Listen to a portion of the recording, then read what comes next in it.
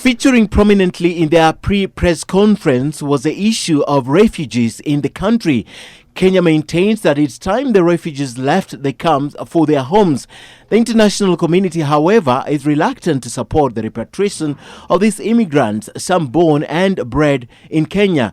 The home in Daadab is facing imminent closure. A meeting this morning between the United Nations Secretary General Antonio Guterres and President Kenyatta did not yield much. Kenyatta maintains it's time to pack and go. Events that led to the establishment of Daadab are terribly tragic, and the best response to that tragedy is to help the refugees to return and rebuild their nation.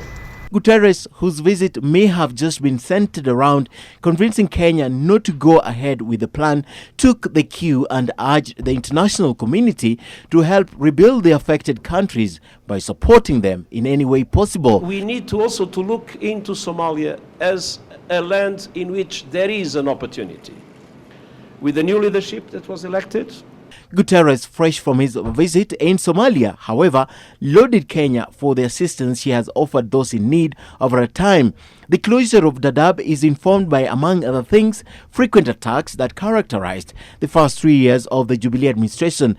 It's alleged the camp plays host and shields radicals who are sometimes involved in the attacks. And that is Kenya's policy and our efforts to hasten the repatriation and resettlement of refugees.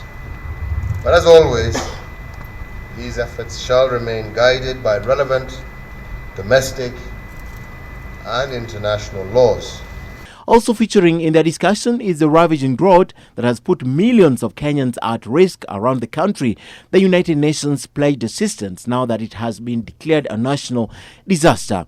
and I hope the international community will be able to match the generosity Kenyans have always shown, namely in relation to refugees, and support the country now that this drought has been prolonged in such a way that, of course, the resources of the country are themselves in difficulties to face this enormous challenge.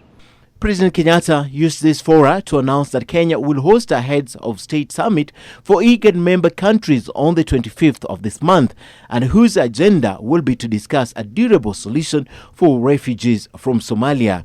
Ken Mijungu, NTV.